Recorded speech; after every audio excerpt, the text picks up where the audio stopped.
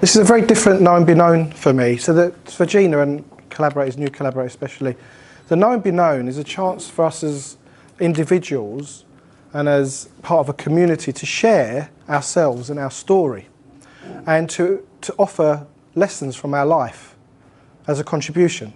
And the metaphor I like is the one of if we're going to have a great picnic and I said, bring your best dish, what would you bring? What would you bring as your offering to the community for others to try, to agree with, to challenge, to go, I love that, I can use that on a project.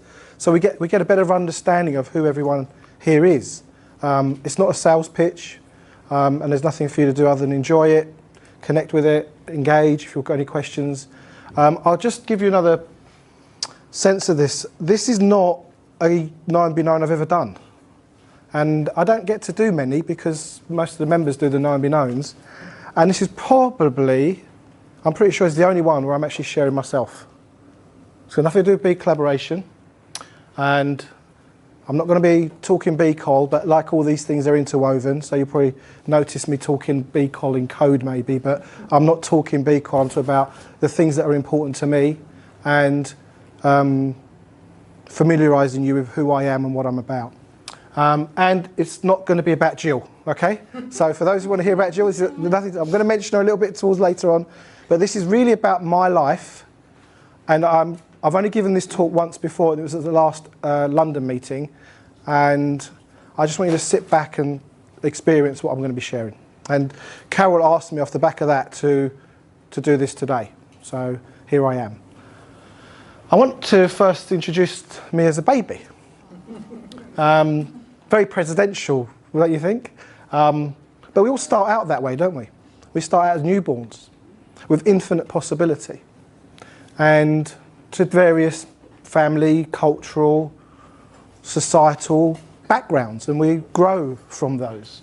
And my date of birth is the 12th of July 1968, and I was born at 1:35. Have you? Yeah. And I was born 7 pounds, so you can see I've expanded the operation somewhat since then. I'm going to be 50 next week. Any 50-year-olds or plus in the room? 70 plus. I did this last time. It was like, yeah, I feel young. And, oh, yeah, 47. I was, hello, everyone. And that's my brother. That's my brother, Ed. What do you notice about the two brothers? Can you see okay there? He's a brother from another brother. Yeah. He's blonde. Yeah. My brother was like a little English boy. Blonde, blue eyes. And my sister, blonde, blue eyes. My mum, blonde, blue eyes. My dad, blue eyes and grey hair. Well. Now, I don't think there's any shenanigans, but growing up, I never felt like I belonged, ever. I didn't belong with my family. Some of you know about my stories about my experience of racism. I never belonged. I go to Turkey and Cyprus and they call me English boy. So I never had that experience of really feeling like I belonged anywhere. And this has shaped my life considerably. This is my dad. So before I get into more about the know and be known, I'm going to share some of the things that are really important to me. So this is our house in Turkey. And what have you noticed about that picture? He's driving the car into the house. Yeah, that's it. That's the car in the lounge. So my dad puts his car in our summer home, in the lounge, and then we go back next year, we have to get the car out of the house before we do anything else. Now, cars have been a really important part of my life. Who here are into cars? I know a few of you are. So I'm going to share with you parts of my life that I don't share at Big Collaboration. I've never shared these things, really. I think some people might know it. My dad drove us to Turkey 3 times. And the first time we went in 1979 was in a Renault 12. And we went to Turkey and Cyprus through Europe. Back then it was Bulgaria, Eastern Bloc. And it was an amazing experience. In 1979, we went on holiday for 3 months. Wow. You know, back then people were going to Spain for a week. And we were like 3 months away. And we were in the village in Cyprus. I got so bored, I got a job. And I learned how to make Turkish coffee and serve drinks. And, but it was the most amazing experience.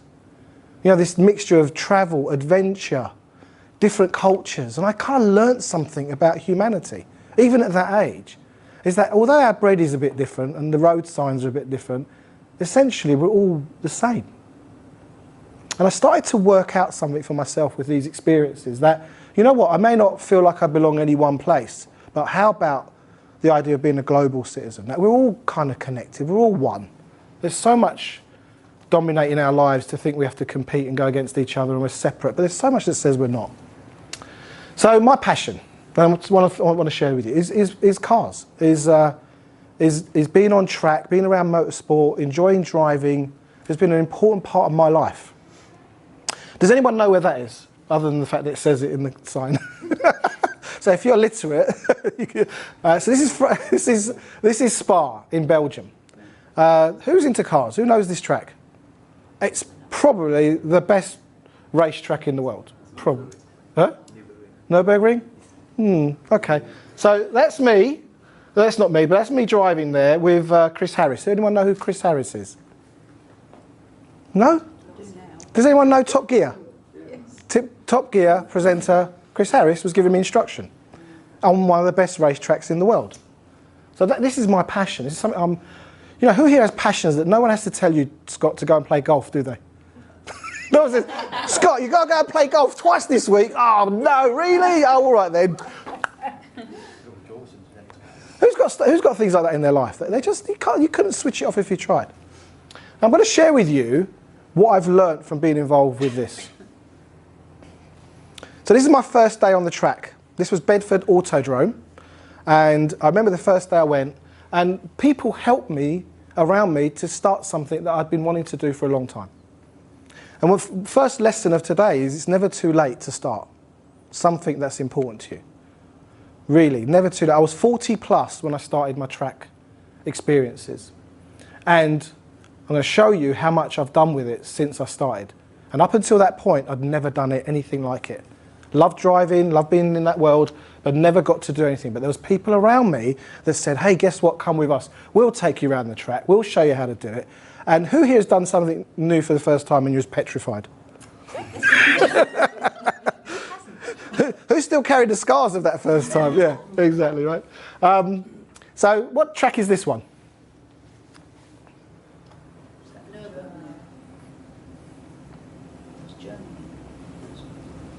That is the Nürburgring. That's Nürburgring. So that's me. Actually, the Spa picture was taken after this. So I went from Bedford Autodrome to Rockingham Racetrack to Nürburgring to Spa. They're my first tracks. And these are world-class, world-renowned tracks. Now, who here does know a bit about the Nürburgring? Does anyone? Right, a little bit. Let me kind of explain to you. Actually, I wanted to show you this little picture. Who remembers Quantum Leap? Do you remember Quantum Leap? Yeah. Where he wakes up in someone's body. Yeah. So for me, Nürburgring the first time was like waking up in someone else's body and having an out-of-body experience. Absolutely terrified, petrified, thinking, what am I doing at 40 plus on a racetrack like this? And I'm going to say, I kind of woke up with this kind of, I've never looked back since. It was kind of a revelation. It was an amazing experience. It really woke me up. But Nürburgring is where the top manufacturers go to test cars, the best racing drivers go, but it's like a mecca for driving. But I want to kind of dig down a bit more about why it's such a coveted place. So the ring is, they call it the ring, Nürburgring, is 13 miles long. And it goes up and down, it goes round. It's not just an oval circuit, it's in the mountainous parts of Germany. It's a 13-mile track. It's got 73 bends and 80% of those are blind. So you're going over, Dave, and you go over like full pelt and you don't know if the road goes like that, left and down, or right and over, or straight ahead. So it's a really difficult place to master. The ring is a public toll road. I'm glad you got that. That is really quite... Just let that sink in. It's a public toll road. So you could turn up in a 911 GT3, a Ferrari, a Mini Clubman, a van, a motorbike. People are on there like they just want to go around the ring, so they buy a ticket and they go around. Right? And when I got back from this trip originally, I went to dinner with a client and his team. And you know how you've done something that's been so amazing for you, kind of reeling, and you've got this kind of moronic grin on your face, and you're kind of like, I've got to tell everybody. So I went to this dinner, and my client said to me, you look kind of pleased with yourself. Why are you? I said, I've just got back from Nürburgring. I'm just so excited. He said to me, yeah. My mum and dad have been there. I said, no, I don't mean the town. I said, Nürburgring, the track. He said, yeah, the track. I said, what are you talking about? Tell me. He goes, well, my mum and dad were on a coaching holiday in Europe, and the bus driver decided to take them on the Nürburgring. And as they were going around the Nürburgring, as they were going around, some of the corners are very tight, you know, and he was getting them to get up off one side of the bus and sit on the other side of the bus so they could get around the corner. So Nürburgring is a crazy place, right? There's 6 to 8 foot of grass either side of the track, and then there's Armco, barrier, hard. So if you come off, what do you think is going to happen? If you overcook it, you go in too hard, or you lose control, or you oversteer, and it's a place that's very perilous. Who here has been in environments where it is really perilous? This is one of those places, and anybody can buy a ticket and go round. Even a coach. And even motorbikes. And motorbikes and cars, everyone knows, they just don't mix very well. People die there. Really. People die at the Nürburgring. In fact, I think my friend who I went with really upped the whole opportunity of that to just add to the experience, and it worked very well, by the way. But people die there for the love of the sport, and you know. That happened the day we were there. So there's a bit of a pile up. And the other thing is, if you're involved in an accident like that, you have to pay. No, there's no insurance that covers you, so it's going to cost you a lot of money. And people write off cars and all sorts of things, and I think that's a 911 wheel from what we can work out anyway. So that's the Nürburgring. The fastest lap there was 6 minutes 45. Fastest production car, and that is incredible. I think that was like something like 45 seconds faster than anything else before. And if you watch these things, and I've been around it probably in, I don't know. I do it in time, but nowhere near that, and it was horrendous. So there's something about when you put yourself at the edge of something that's really important to you. And you don't have to put your life at danger, but if you're putting yourself somewhere that's really challenging you and stretching you, the outcome is not predictable. You could fail, you could be successful, you could be victorious, all sorts. That's Alton Park up in Cheshire, so that's another track. And that's me at Spa. Kind of, do you know sometimes you've done amazing things? Did you pause and go, do you know this is actually really amazing? Like really? Because quite often when we're having it, we're in the moment, and it passes so quickly. I knew this was special. I really did. I knew it was special. Look, I'm so into cars, I even take my kids on driving holidays through France. I take a week off and go up to Wales. I'll use the opportunity to go to a track. It's really a feature of my life. Who knew that about me, or had a sense of it? No, you did, yeah? Yeah. I even take my kids to car shows, even if they don't want to go. It's that important to me. And I take my friends there. This is Goodwood about 4 years ago, enjoying Goodwood Festival of Speed. I'm going there next Saturday as well for the day. Nobody has to make me do it. Nobody has to set me targets for it. Just miraculously, every little while, there's something in the diary that's involving cars, shows, exhibitions, driving. And again, really loving it. Really loving it. Go back to the dangers of motorsport. Although not many people die in motorsport, it is very dangerous. I'm involved with a racing driver by the name of Simon Rudd and Tom Barley, and I'm involved with a race team as well. So I kind of want to expand how our passions can turn into something more meaningful than just our own pleasure. So I've been involved with Simon Rudd for about 4 years now. And this is his car after it hit the wall at Silverstone at 110. So that's the mechanics in the pit lane, in the paddock, putting the car back together, literally, but doing body work on the car. At one point, they had it hooked up to a lorry, and they were using something to, you know, get the ends straight again, and that was it when it was finished. Stitched up. Yeah, literally. That's what they call it, grip tie. What do they call it? Cable ties holding it together, and luckily that race was cancelled. Otherwise, Simon would have had to go out and race in that car. Would you want to go out in that car? We even had our name on that car. So that we even had our name on it, and I said it's not about B collaboration, but there's going to be a little bit. This is Simon Rudd. Now, when we met, he was racing in the Volkswagen Cup Championship. He is a veteran car racer. He's been doing it since he was a kid. He was hitting about 19th, 21st out of a pack of 30 cars, 35 cars. That for him was horrendous. And I approached his father, Phil Rudd, and I said, Phil, would you be open to some coaching? Because that's what I do. I coach for performance and breakthrough results. And he said, yeah, we'd be open to that, okay, and why not? So at the beginning of the season, Simon and I started working together. Now, every year there's about 8 weekends, and most weekends it's 2 races, some weekends there's 3, 20-minute races. So these are kind of sprint races, very intense, everybody vying for the front to win, you know, so it's very intense and very kind of the strategy, go as fast as you can and get as far as you can, right? Now, he's actually a world record holder as well. He holds a world record in go-karting, travelling the most distance in 24 hours, and they did that, I think, at Le Mans. So this is a record breaker, veteran racer. He's done single-seater, he's done go-karting, he was in the Volkswagen Cup when I met him. So did you think I was going to teach him anything about driving? No. No, right? So my speciality in that respect isn't about what people do, but something beyond that. And the coaches in the room will fully get that, and I'm sure many of you understand. This is Donington at the end of that season when we started working together. Donington, last race of the year, and that's number 24, Simon Rudd at the front. He started that race in pole. So we'd gone from the beginning of season 19, 20, 21. Clearly the talent's there, the ability's there, but there was something missing in his performance that we weren't getting to. Now this is a question, right? Do you think I was enjoying this? I was loving it. Absolutely loving it.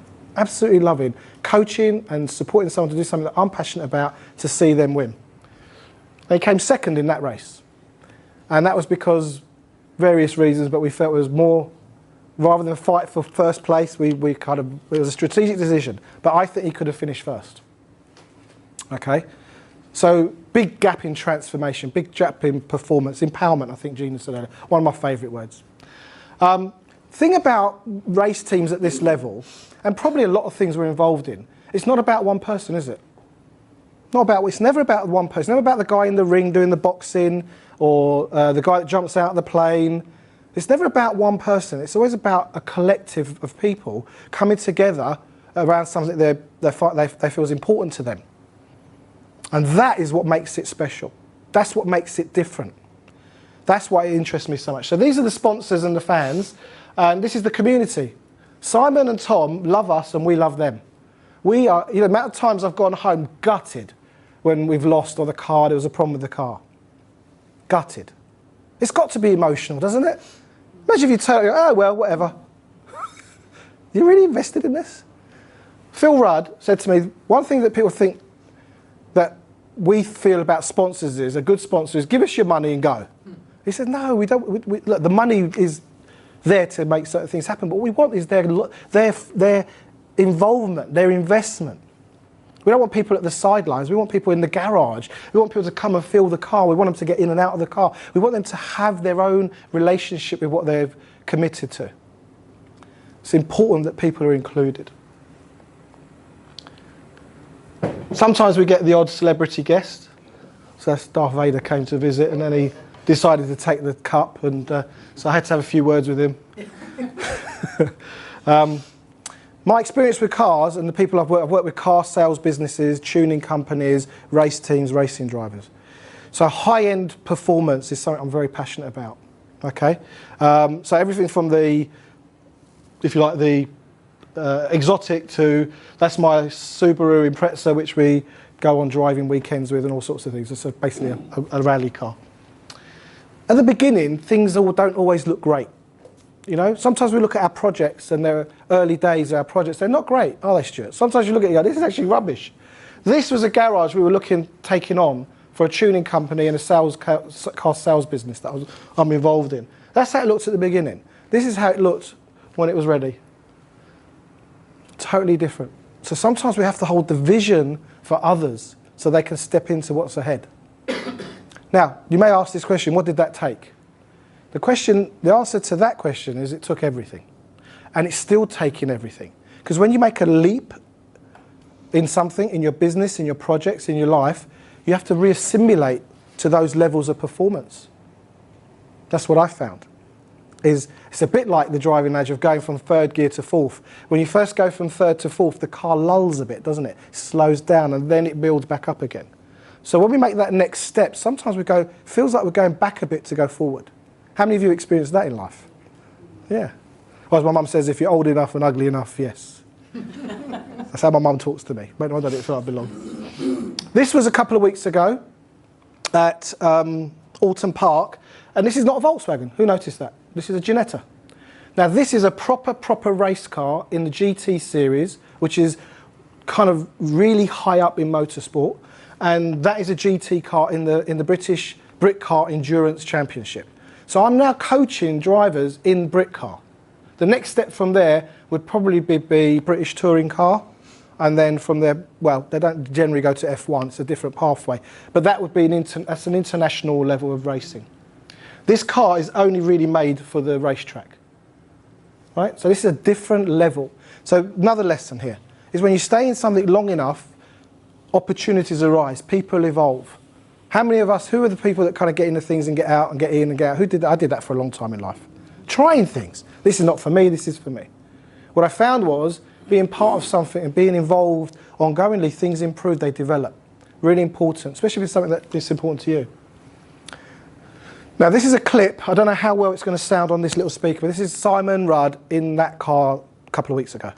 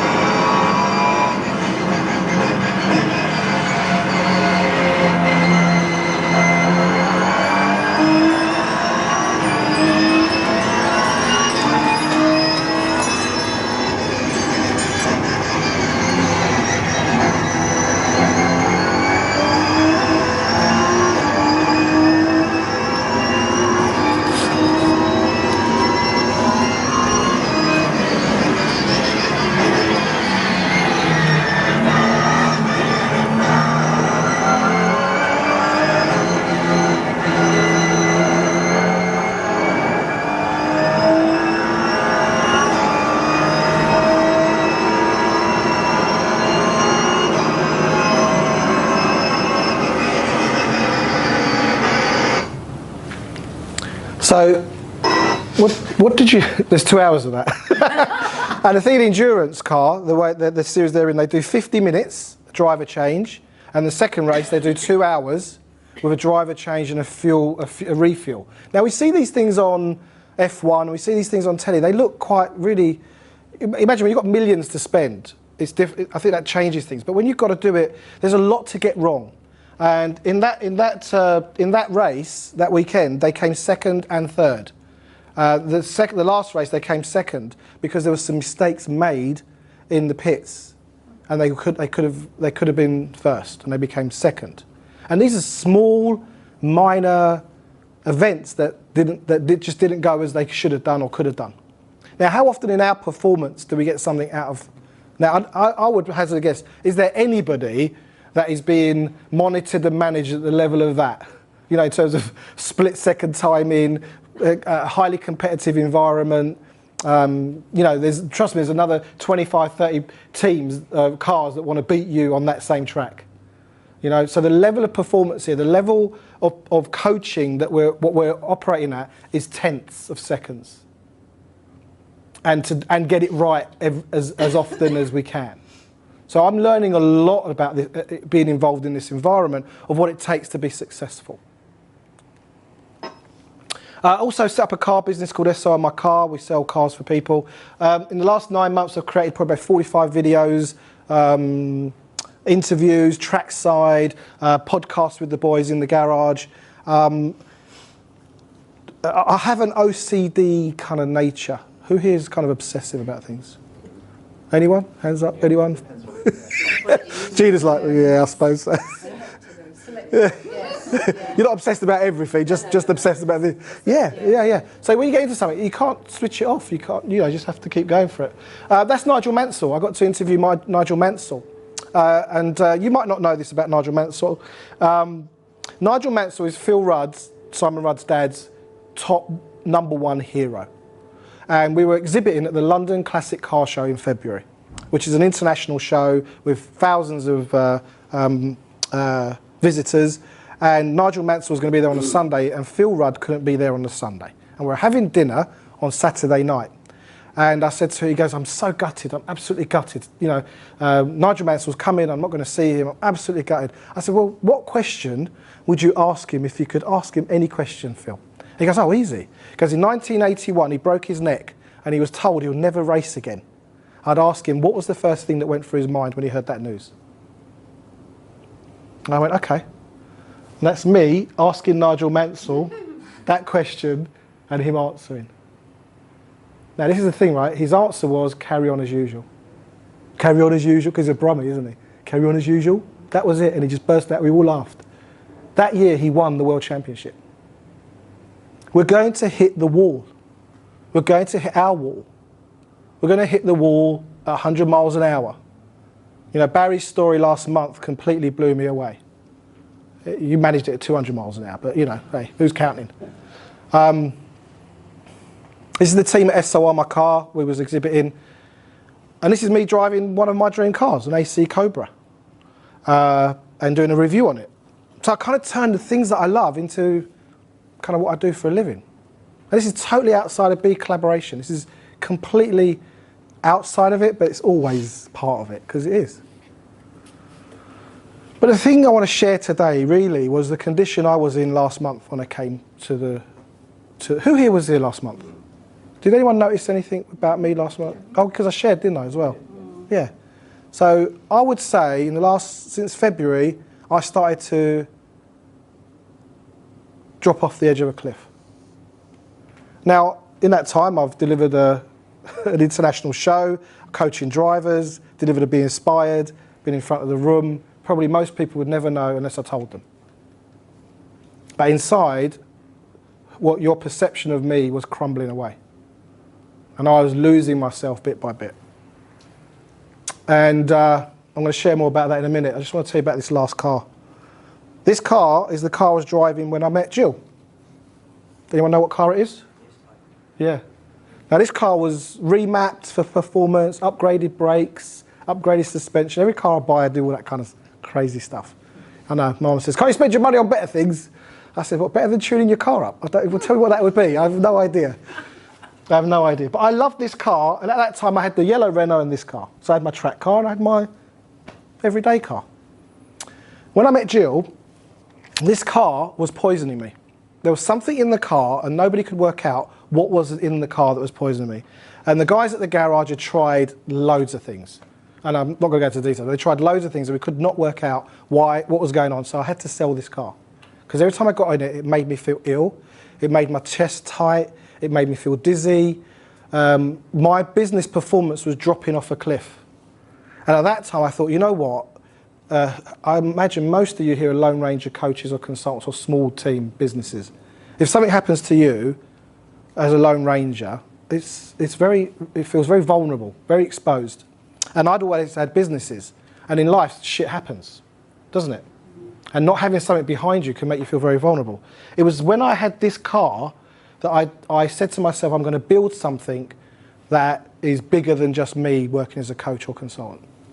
So all of you are sitting here because of that Jaguar S-Type, because it tried to kill me. Then my wife said to me, are you sure you like this car? It's trying to kill you. Anyway, this is the thing, right? I found out what it was. So at the London Classic Car Show, I went into the Jaguar owner's stand. There's all these old boys. And I said to them, look, I've got a question for you. I had this Jag S-Type, blah, blah, blah, blah. And I said, oh, it's the foam. I said, what do you mean the foam? They said, the foam has cyanide in it, and you're probably picking up on the cyanide. I'm like, are you serious? He goes, yeah. Wow. I'm like, he goes, so like maybe someone has a nut allergy. If you knew me back then and you got in the car, Lou, I'd say to you, can you smell something in the car? You go, no, you mad? And honestly, I thought I was going crazy because people just couldn't smell anything. Whereas for me, it was like pungent. This is the view from my house. I live in the centre of Hertford, and that's the view, beautiful colour building, and that's Hertford for you, all old buildings. This is me. And I started to find that I was taking pictures of myself, and I was noticing there was something off with me. And this is over the last 5-6 months. Something had gone off in me, and forget that one. This one here. I noticed I was at home on my own, I was on my laptop, and I noticed I had this expression on my face, and I stopped myself and I took a picture. And at this point, I looked at that picture and I realised, it's probably a week before I came to Essex, that there's something off with me. There's something really off. And things didn't look right, they didn't taste right. The simplest things felt really difficult to do, like write an email or get back to me on this or get back to me on that. And what I realised is I was actually depressed. And I self-diagnosed. Okay, so I didn't go to the doctors. I'm not one for running to the doctors, but I kind of got, for me, this is really off. And I'd entered a world of self-loathing and utter despair.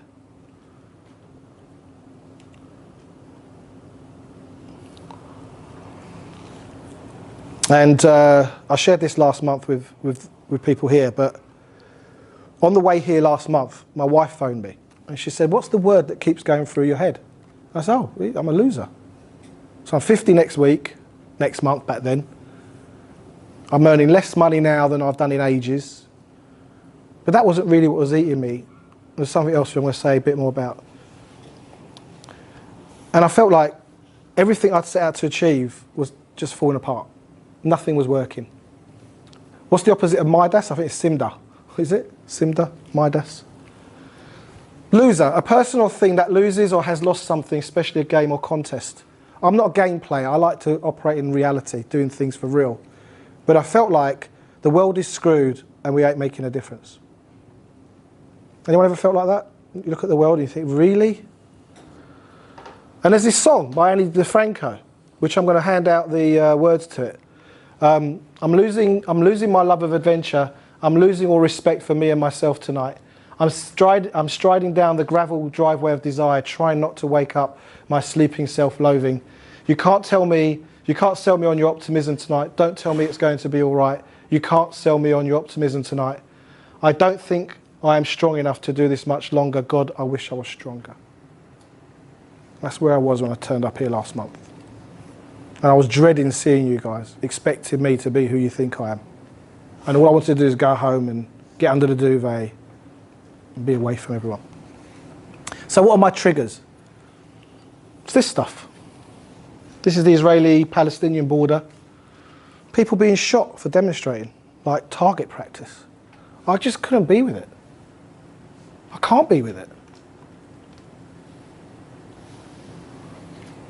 You know, for me, big collaboration was the opportunity to make a difference en masse. You know, Syria, the little boy who was found on the beach in Turkey. Do you remember that? That's the last time I had a nosedive into... Just couldn't handle that, just couldn't be with it. And I'm going to read you this little paragraph from Mark Passio. If you don't know who Mark Passio is, maybe look him up. Very challenging guy to listen to, but he used to be a Satanist, basically, in an occult. And it says, Satanism is about me, me, me, me, all day, every day. If I could explain to you what Satanism really is, when you say the term, everybody's mind goes to the idea of the Christian devil, the devil with the horns and the pitchfork and the tail. This has little to zero to do with what I am calling ideological Satanism. Satanists choose that name because of the archetypal connection to the Christian adversary or opposer, which is what Satanism means in Hebrew. To the Christ consciousness, the higher mind, the connection to the higher self, the real saviour of the world, which is making that connection to the higher self and higher consciousness and really being aware of what's going on within us and around us. Satanists choose that image because what they're really trying to do is keep people in low vibratory consciousness so they can ultimately be ruled and controlled and put into slavery and bondage. My vibration, are you familiar with vibration? Some of you really are, I know. My vibration had hit the ground. So the greatest trick the devil ever pulled was convincing the world that he didn't exist.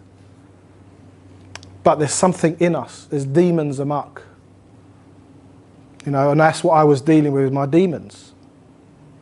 Something was eating me up and I couldn't let go of it. Eating too much, drinking too much. Now the good news was I didn't turn to medical drugs and antidepressants or anything like that. I kind of went through it myself.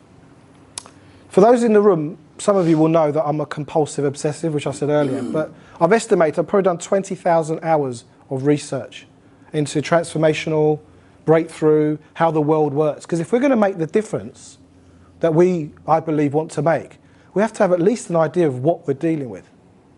And what I found was many people have no clue of what's really going on. They haven't done the research.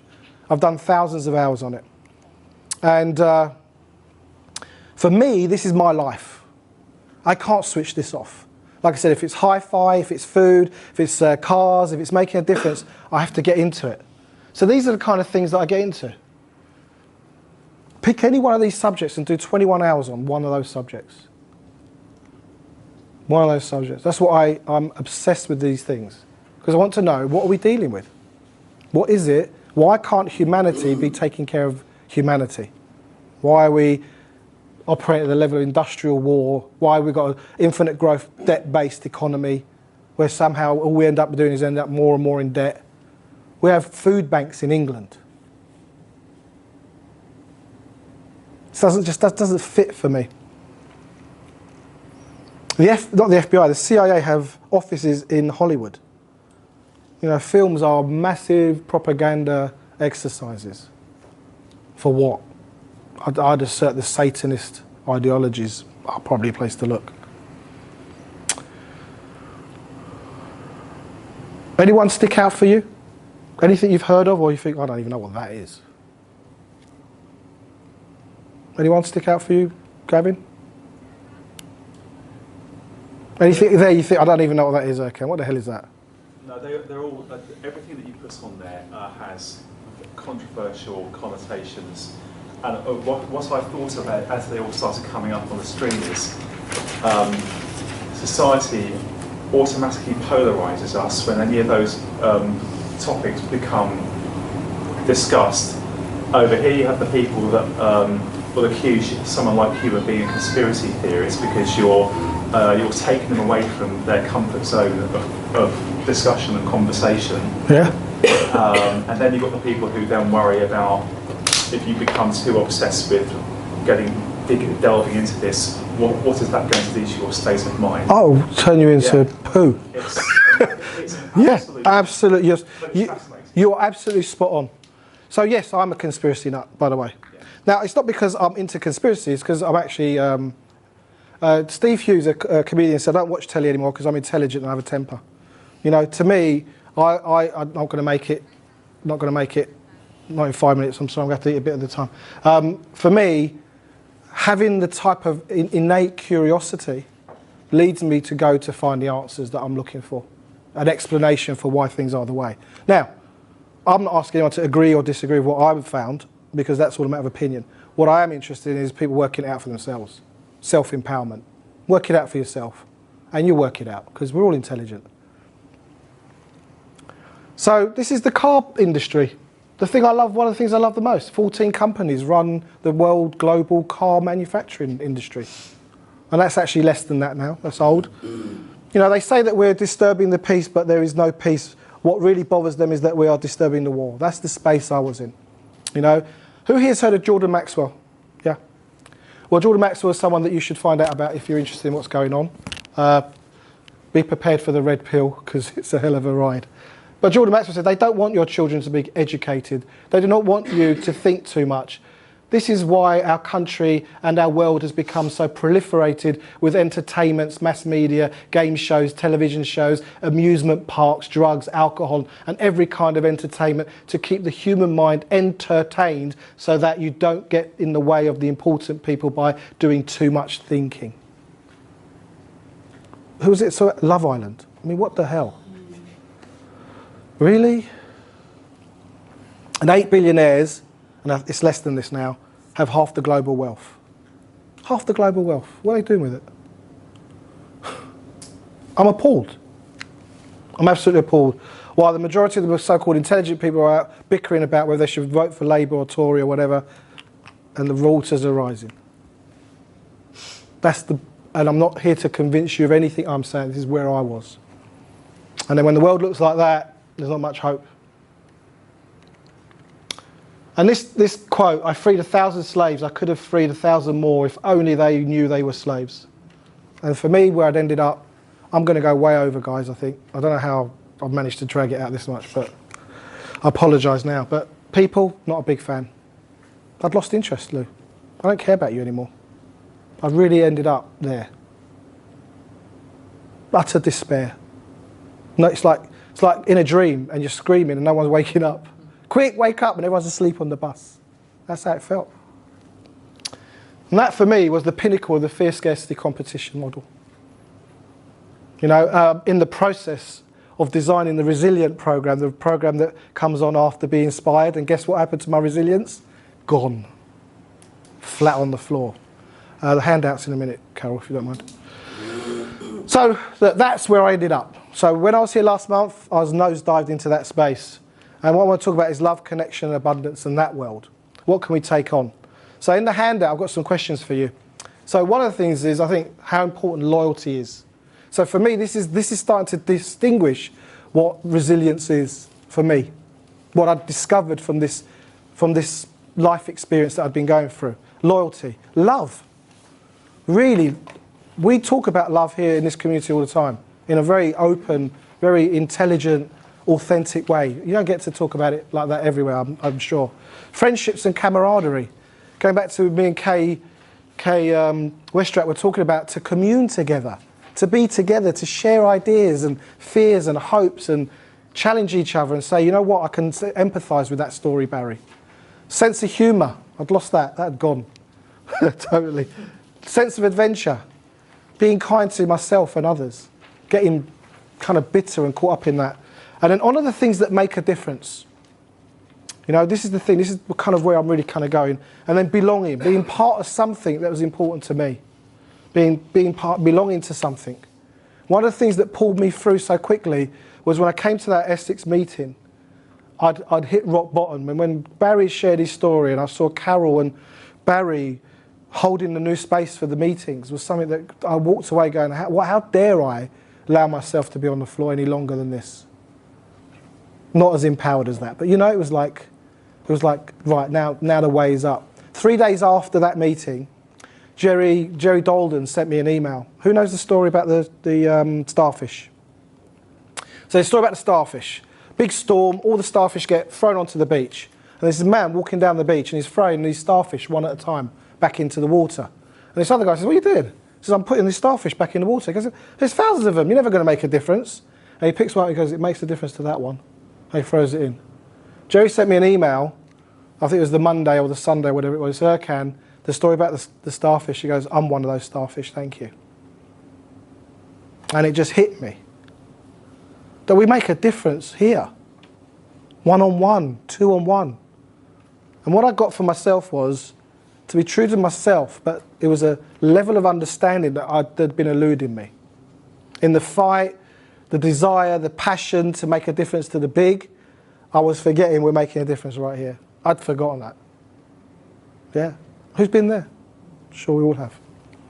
It's like a pebble in the pond. Exactly. Exactly. And it spreads.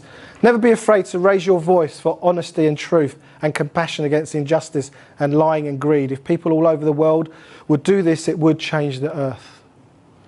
And Osho said, nobody is superior, nobody is inferior, but nobody is equal either. People are simply unique, incomparable. You are you and I am I. I hope that in this year to come, you make mistakes, because if you are making mistakes, then you are making new things, trying new things, learning, living, pushing yourself, changing your world. You're doing things you've never done before, and more importantly, you're doing something. The journey has to be based on passion. Put yourself in something you love to do. If you love what you do, you're able to dedicate yourself to overcome obstacles. Our fears don't stop death, they stop life. This is all starting to ring true for me. And then I started to think about my daughters, how much I love them and how our future is in their hands. Have we done enough? Have I done enough to equip them for the future? Am I going to leave the planet in a place, like a handing over, like we're handing it over to the next generation? And for many of us, that's an important question. See, my children make me laugh. This is Turkey in a department store, and they go, Dad, look, there's a toilet for kids. I'm going, yeah, so what? No, Dad, there's a toilet for kids, look. See? Literally a toilet for kids. And I thought, God, do you know what? They're so funny, they're so beautiful. That's my wife. Sharing my life with her has been something. See, most people think, oh, it must be amazing for ours to be married to Erkan. How lucky. No, I'm an arsehole at home. I'm miserable, I'm moody, I'm a git, I'm in the laptop designing stuff. This is coincidence. This is me in Burger King at the toilet, and I see this guy walking. I goes, hey, he's gone, ah! Things will show up as opportunities, and we miss them. I'd stop thinking that way. This is an adventure. This is Mont Blanc at the top of the hill with my friend Roberto. This is the happiest man in Hertford, Phil Joyner. Chris and I go walking in the mornings. Phil Joyner picks up litter every morning. He's a retired insurance broker. And he goes there because it gets him experiencing making a difference, doing something right here, right now. Yes, over there in Israel, over there in Syria, over there in America, over there wherever. But right here, right now, I'd learnt the lesson of humility. I can make a difference right now, and I am. I am making a difference right here. Take time with your friends. This is Papua New Guinea's Prime Minister. Don't lose your uniqueness. You are you, I am I. Started to reread Jill's book to regain my faith in this. And I found it got lighter, felt lighter. I felt like the bondage was breaking. And I felt like the sun was rising again. This happened in 4 weeks. Blue skies were back, but you know, there's still a little bit of conspiracy there, a few chemtrails, just to balance it out. But they're blue again.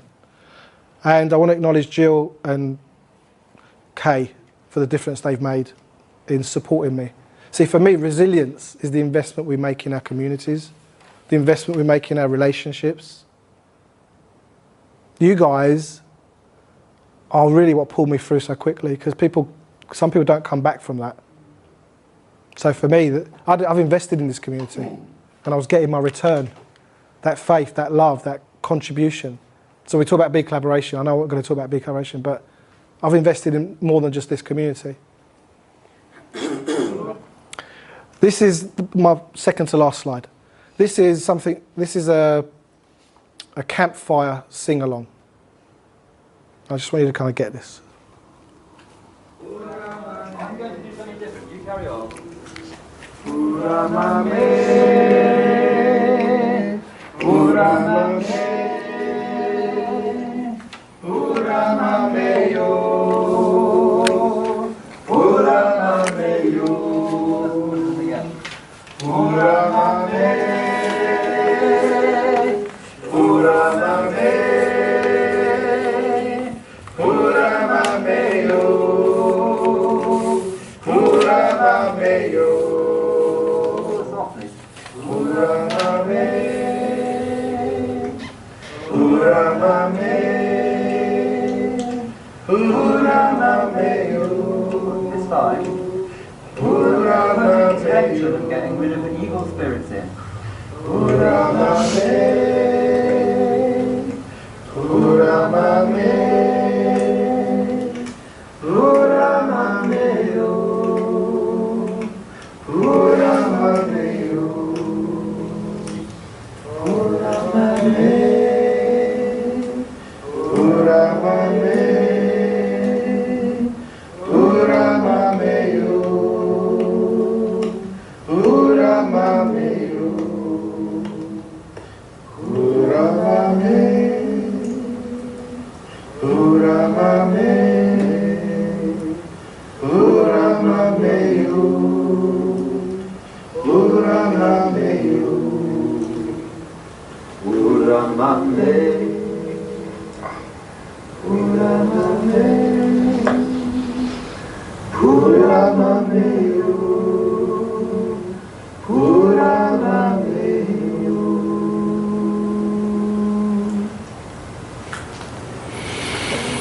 Anthony Bourdain, who recently committed suicide, said, maybe that's enlightenment enough, to know that there is no final resting place of the mind, no moment of smug clarity. Perhaps wisdom is realising how small I am and unwise and how far I have yet to go. That's my final message. Thank you very much.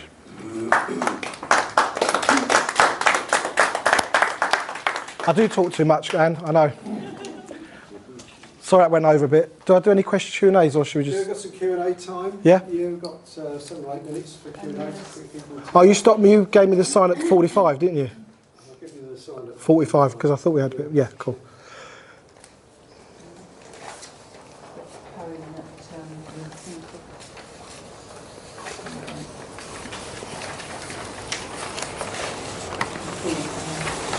Well, I'd like to thank you for sharing that.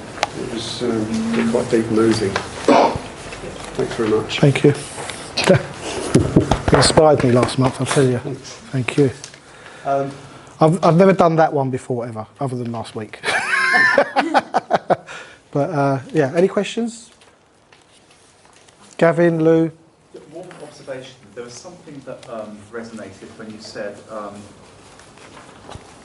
we were talking about how you felt last month, and you said you were conscious that your perception of you crumbled bit by bit.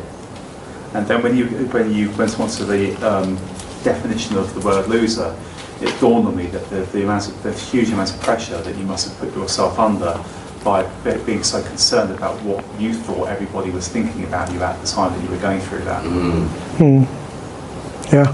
And that must have been pretty difficult to deal with. I struggle to send emails or have a phone call.